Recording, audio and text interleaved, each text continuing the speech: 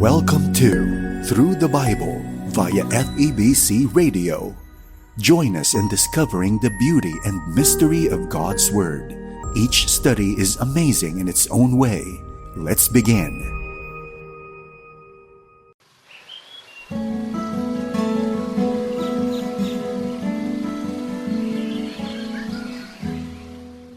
Totoo na kapag yumayaman ang tao, mas dumarami rin ang kanyang kaibigan. Ang nakalulungkot lamang sa pagkaubos ng kayamanan ay nauubos rin ang mga mapagbalat kayong kaibigan. Ngunit mayroong kayamanan na hindi kaiiwan at iyan ang kayamanang ating tutuklasin sa 16 na kabanata ng Lukas, 1 hanggang 18 talata. Ang mensahe sa oras na ito ay ihahatid sa atin ni Pastor Dan Abangco. Dito lamang po sa ating programang Ang Paglalakbay. Isang mapagpalang araw ang sumainyo mga kaibigan at mga tagapakinig ng atin pong palatuntunan. Nawa ay nasa mabuti kayong kalagayan at handang matuto at makinig ng salita ng Panginoon. Ako po muli si Pastor Dan Abangco. Samahan po ninyo ako at tayo ay mag-aral sa mabuting salita ng Panginoon. Malimit, ang talinhaga ay hindi lubos na naunawaan. Isa sa mga dahilan ay dahil parang inaayunan ng Panginoong Hesus ang mga masasamang loob. Tulad na lang sa talinhaga ng tusong katiwala na matatagpuan sa Kabanata 16. Akala ng marami, sino mang banggitin ng Panginoong Hesus sa isang talinhaga ay isang bayani. Iniisip din nila na ang mga taong nababanggit ay isang magandang halimbawa. Kung ito ang inyong nagiging pananaw sa mga talinhaga, kailangan ninyo itong baguhin sapagkat mahihirapan kayong lubos na maunawaan ang kahulugan nito. Sa Kabanata 16, ang taong binanggit ng Panginoong Hesus sa talinhaga ay isang waldas. Hindi man magandang sabihin, subalit ang Biblia ay naglalaman din ng mga kwento ng mga taong masasama. Katunayan, kung ito ay iisa-isahin mo, iyong makikita na napakarami nila at isa na dito ang waldas na katiwala. Sa talinhagang ito, ang Panginoong Hesus ay gumamit ng isang halimbawa ng tao na umaayon sa takbo ng mundong ito. Ayon sa ating mga napag-aralan sa salita ng Diyos, iniibig ng masasama ang makasanlibutan at sila ay napupuot sa Diyos. Ganito ang mababasa sa Juan 15:18 hanggang 19. Kung napupuot sa inyo ang sanlibutan, dapat inyong malaman na puot na ito sa akin bago sa inyo. Kung kayo nga'y sa sanlibutan, iibigin kayo nito bilang kanya. Ngunit yamang hindi kayo sa sanlibutan, kundi pinili ko kayo mula rito, ito'y napupuot sa inyo. Ang anak ng Diyos ay hindi umaayon sa mundong ito at hindi siya nabubuhay ayon sa patakaran ng mundo. Basahin natin ang sinasabi ni Apostol Pablo sa Galacia, 1 kabanata, talatang 3 at 4. Ganito ang sinasabi, Sumainyo nawa ang pagpapala at kapayapaan mula sa Diyos Ama at sa ating Panginoong Hesukristo. Upang mahango tayo sa kasamaang naghahari ngayon sa sanlibutan, inialay ni Hesukristo ang kanyang buhay dahil sa ating kasalanan ayon sa kalooban ng ating Diyos Ama. Sa Roma 12:2 ay ganito pa ang sinasabi, Huwag kayong umayon sa takbo ng mundong ito, mag-iba na kayo at magbago ng isip upang mabatid ninyo ang kalooban ng Diyos kung ano ang mabuti na kalulugod sa Kanya at talagang ganap. Sa unang Juan 2:15 ay ganito ang mababasa, Huwag ninyong ibigin ang sanlibutan o ang mga bagay sa sanlibutan. Ang umiibig sa sanlibutan ay hindi umiibig sa Ama. Ang ating ngang mundo ngayon ay may tinatawag na batas ng buhay at ang waldas na katiwalang ito ay nabubuhay sa batas na ito. Ang unang batas ng mundong ito ay kasakiman. Makikita natin ito saan mang larangan ng pakikipagkalakalan. Ang batas na ito ay nasa panig ng mga masasama sa lahat ng oras. Bawat tao ayon sa batas ay inosente hanggat hindi napapatunayang nagkakasala. Subalit sa Diyos ay kabaliktaran. Ang tao ay makasalanan hanggat hindi napapatunayan na siya ay inosente. Sa Roma 3:23 ay mababasa ang ganito, Sapagkat ang lahat ay nagkasala at walang sinumang karapat-dapat sa paningin ng Diyos. Ang katotohanan ng talatang ito ay nagsasabi na kailanman ang tao ay hindi maituturing na inosente sa harapan ng Diyos. Subalit, siya ay maaaring mapawalang sala sa harapan ng Diyos. Ganito ang mababasa sa Roma 8, talata 1. Kaya nga, hindi nahahatulang maparusahan ang mga nakipag-isa kay Kristo Jesus. Sa sandaling panaligan ng tao ang Panginoong Jesus bilang kanyang sariling tagapagligtas, siya ay mapapawalang sala sa pamamagitan ng pananampalataya. Tanging sa paraang ito lamang mapapawalang sala ang tao. Basahin natin ang kwento ng isang mayaman at ang kanyang tusong katiwala. Ganito ang sinasabi sa unang talata ng Lucas, Kabanata 16. Sinabi rin ni Jesus sa kanyang mga alagad, may isang mayaman na may isang katiwala. Isinumbong sa kanya na nilulustay nito ang kanyang ari-arian. Ang katiwala ay isang tao na pinagkatiwalaan ng pag-aari ng iba. Kung inyong maaalala, si Abraham ay mayroon ding katiwala. Ipinagkatiwala sa katiwalang iyon ang lahat ng ari-arian ni Abraham. Ang katiwala niyang ito ang pumunta sa Haran upang ihanap ng mapapangasawa ang kanyang anak na si Isaac. Maging si David ay may katiwala.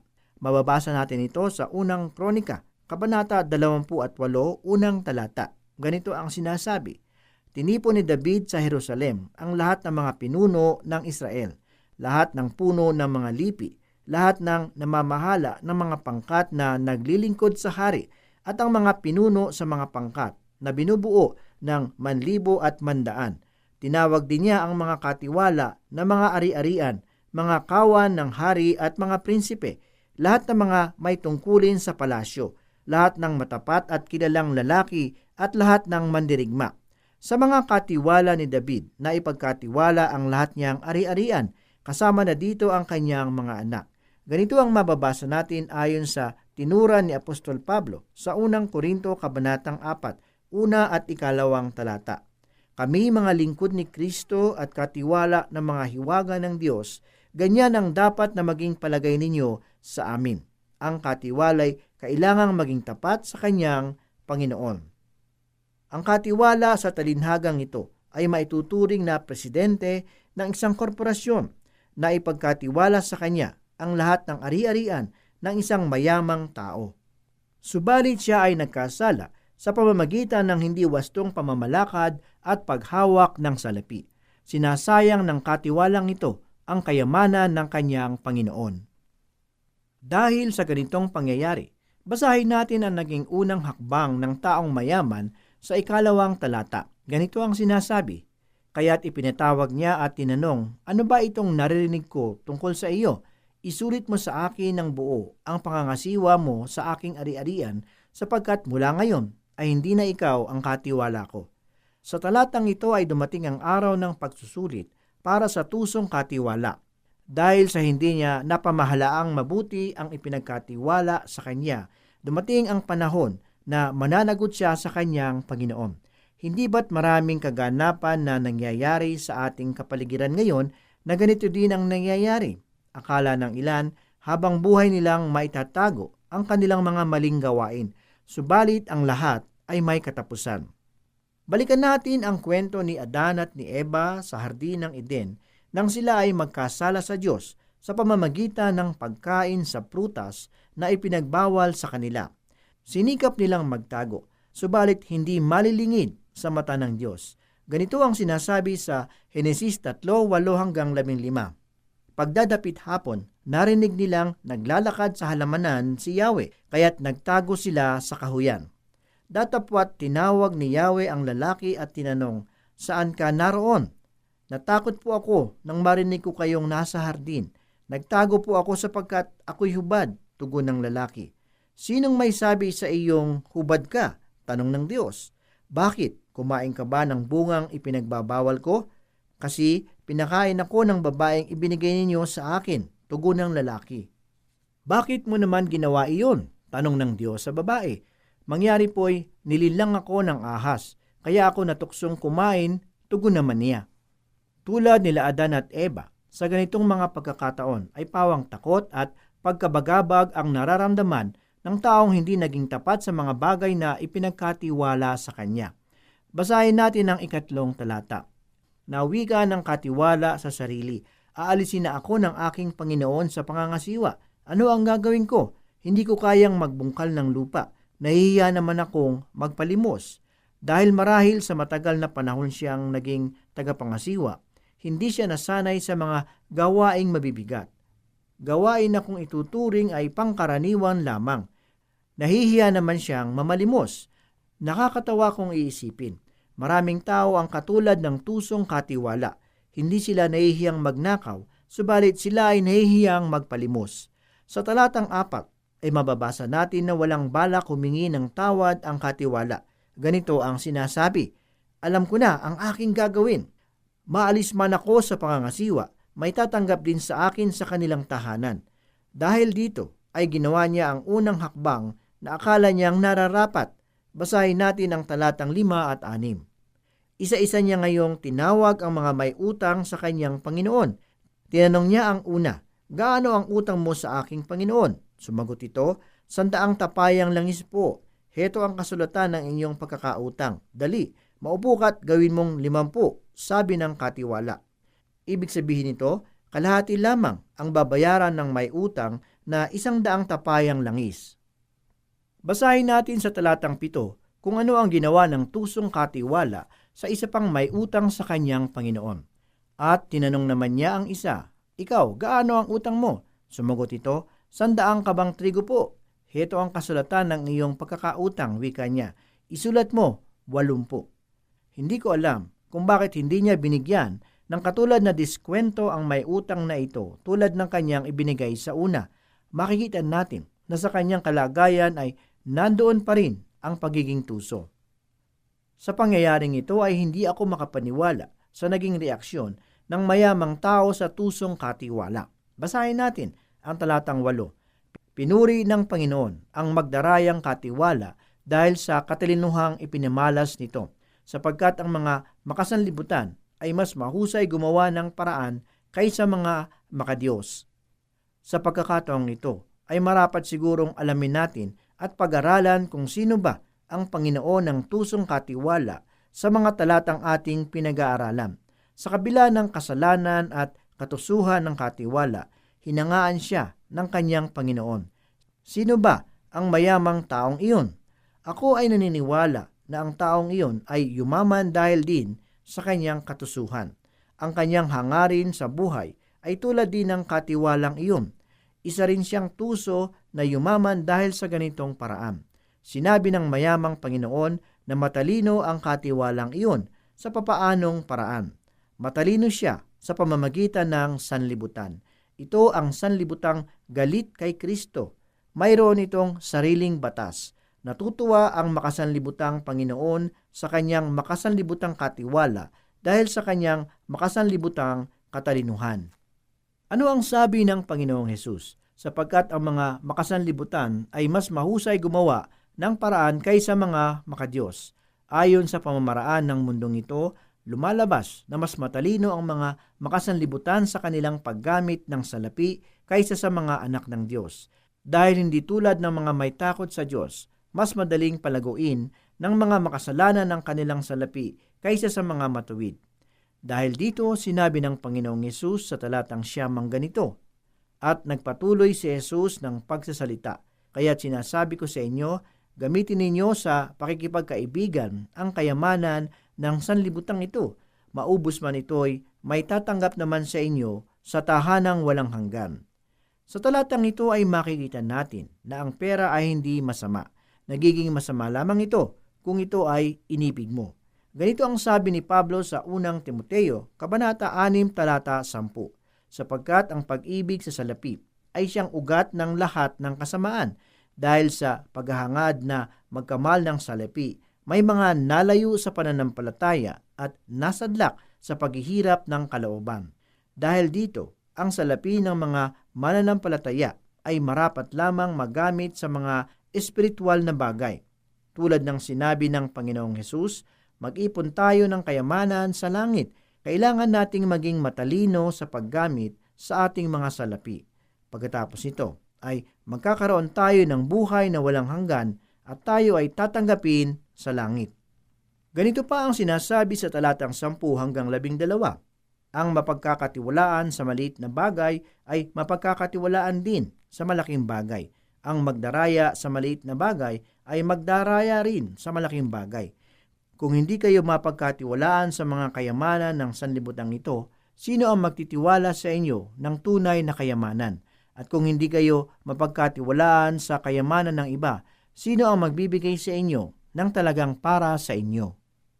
Tayo ay katiwala ng mga material na bagay. Bilang mga mananampalataya, wala tayong pag-aari. Ang lahat ng nasa atin ay ipinagkatiwala lamang ng Diyos sa atin. May isang mayaman na mananampalataya. Dahil sa kanyang katalinuhan, ay mabilis niyang napalago ang kanyang negosyo. Malaking halaga ng salapi ang naidaragdag sa kanyang yaman sa bawat araw. Dahil sa kanyang pagiging abala, nasabi niya minsan na wala siyang panahon upang maging isang opisyal ng iglesyang kanyang kinabibilangan. Hindi ko alam kung anong klase siyang miyembro ng iglesia. Ilang mga mananampalataya na ba ngayon ang ibinubuhos ang lahat nilang panahon upang kumita ng pera? Ginagamit ba nila ito upang magkamal ng espiritual na yaman? Tayo ay responsable sa kung papaanong paraan nating ginagamit ang ating mga material na yaman na ibinigay ng Diyos sa atin. Kaibigan, paano mo ginagamit ang salaping ipinagkatiwala ng Diyos sa iyo? Ginagamit mo ba ang iyong salapi upang maabot ng salita ng Diyos ang mga taong nangangailangan nito? Kaugnay nito ay patuloy nating basahin ang talatang 13. Ganito ang sinasabi, walang makapaglilingkod ng sabay sa dalawang Panginoon, sapagkat kapupuotan niya ang isa at iibigin ang ikalawa, paglilingkuran ng tapat ang isa at hahamakin ang ikalawa. Hindi ninyo mapaglilingkuran ng sabay ang Diyos at ang kayamanan. Paano ba ninyo ginagamit ang inyong mga salapi? Kumikita ba kayo ng salapi? Kung ganoon, ano ang ginagawa ninyo sa inyong salapi? Ginagamit ba ninyo ito para sa sanlibutan? Kung sa ganoong paraan ninyo ito ginagamit, nagiging Panginoon nyo ito. Sino ba ang inyong pinaglilingkuran? Ang Panginoong Diyos o ang salapi? Kaibigan, hindi mo sila mapagsasabay na paglingkuran. Basahin natin ang naging damdamin ng mga Pariseo nang marinig nila mula kay Jesus ang mga bagay na ito. Basahin natin ang talatang 14 hanggang 17. Ganito po ang sinasabi. Narinig ito ng mga Pariseo at nilibak nila si Jesus sapagkat sakim sila sa salapi. Kaya't sinabi niya sa kanila, kayo ang nagpapanggap ng mga matuwid sa harap ng mga tao, ngunit nasasaliksik ng Diyos ang inyong mga puso, sapagkat ang itinuturing na mahalaga ng mga tao ay kasuklam-suklam sa paningin ng Diyos. Ang kautusan ni Moises at ng sinulat ng mga propeta ay hanggang kay Juan Bautista. Buhat noon, ipinangaral ang mabuting balita tungkol sa kaharian ng Diyos at bawat isa'y sabilitang pumapasok dito. Magaan pang maparam ang langit at ang lupa kaysa mawalan ng bisa ang kaliit-liitang bahagi ng kautusan. Alam ng Diyos ang puso ng mga Pariseo. Alam niya ang kalagayan ng iyong puso, kaibigan. Alam din niya ang kalagayan ng aking puso. Maaari nating itago ang kalagayan ng ating puso sa harap ng mga tao, subalit hindi natin ito maitatago sa harapan ng Diyos. Dahil dito, ay marapat lamang na bantayan natin ang kalagayan ng ating puso sa harapan ng Diyos. Basahin po natin ang itinala ni Haring Solomon sa Kawikaan, Kabanatang 4, talatang 20 hanggang 27. Aking anak, salita ko ay pakinggan mong mabuti. Pakinig mo ay ikiling sa aking sinasabi. Huwag itong babayaang mawala sa paningin. Sa puso mo ay iukit na mabuti at malalim, pagkat itong kaalaman ay daan ng buhay, nagbibigay kalusugat kalakasan ng katawan. Ang puso mo ay ingatang mabuti at alagaan, pagkat iyan ang siyang bukal ng buhay mong tinataglay. Ilayo mo sa iyong bibig ang salitang mahalay. Ilayo ang mga labi sa kasinungalingan. Palaging sa hinaharap ang pukol ng iyong tanaw. Ituon ang iyong pansin sa iyong patutunguhan. Siyasatin mong mabuti ang landas na lalakaran. Sa gayon, ang lakad mo ay lalaging matiwasay. Huwag kang liliko sa kaliwa o sa kanan. Humakbang ng papalayo sa lahat ng kasamaan. Pagkatapos talakayin ng Panginoong Hesus ang pangangasiwa sa salapi, ay tinalakay naman niya ang tungkol sa paghihiwalay. Basahin po natin ang talatang 18. Ganito po ang sinasabi. Ang lalaking humiwalay sa kanyang asawa at mag-asawa ng babaeng hiniwalayan ay nangangalo niya rin. Kung sa talatang ito lamang uunawain ng mga mananampalataya ang tungkol sa paghihiwalay, walang mangyayaring hiwalayan sa pamilya ng mga mananampalataya. Kinakailangang ihambing ito sa Mateo Kabanata 11 at 1 Korinto Kabanatang 7. Basahin natin ang Mateo 11:7-9. Ganito po ang sinasabi. Tinanong siya ng mga Pariseo, bakit iniutos ni Moises na bigyan ng lalaki ang kanyang asawa ng kasulatan sa paghihiwalay bago hiwalayan iyon? Sumagot si Jesus, dahil katigasan ng inyong ulo, kaya ipinahintulot ni Moises na hiwalayan ninyo ang inyong asawa. Subalit hindi gayon sa pasimula. Kaya sinasabi ko sa inyo, sino mang lalaking humiwalay sa kanyang asawa sa anumang dahilan, liban sa pakikiapid at mag-asawa sa iba, ay nangangalo niya. At ang mag-asawa sa babaeng hiniwalayan ay nangangalo niya rin. Sa 1 Korinto Kabanatang 7 naman ay mababasa natin ang iba't ibang alituntunin tungkol sa pag-aasawa at paghihiwalay. Kailangang lubos nating maunawaan ang sinasabi ng Diyos tungkol sa paghihiwalay. Ang bawat talata sa Biblia na tumutukoy tungkol dito ay marapat lamang na siyasating mabuti. Sa gayon, hindi ito ang siyang magiging dahilan upang mahamon ang mga may asawa sa paghihiwalay. Ang pag-aasawa ay isang sagradong bagay, marapat lamang alagaan at pagyamanin ng mag-asawa ang kanilang relasyon. Kamatayan lamang ang dapat makapaghiwalay sa kanila. Ganito ang mababasa sa Mateo 11:4-6. Sumagot si Jesus, hindi pa ba ninyo nababasa sa kasulatan? Nasa pasimulay, nilalang sila ng may kapal, lalaki at babae. At sinabi, dahil dito, iiwan ng lalaki ang kanyang ama't ina at magsasama sila ng kanyang asawa at sila'y magiging isa. Kaya't hindi na sila dalawa, kundi isa. Ang pinagsama ng Diyos ay huwag paghiwalayin ng tao. Kaibigan, kumusta ka sa oras na ito? Kamusta ang iyong kalagayan sa pananalapi? Nagagamit mo ba ito sa espiritual na bagay? Kumusta ang iyong kalagayan bilang may asawa? May kaguluhan ba sa loob ng iyong tahanan? Hindi mo ba masumpungan ang klase ng tahanan na iyong nais? Kaibigan, tanging ang Panginoong Hesus ang makapagbibigay sa iyo nito. Magtiwala ka at manalangin. Ibibigay niya ang nais ng iyong puso. Purihin ang salita ng Panginoon. Manalangin po tayo.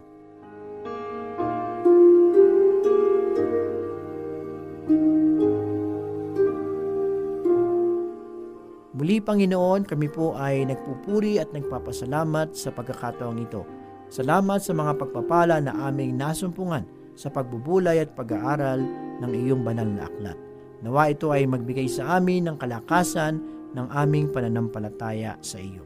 Ito po ang aming samot dalangin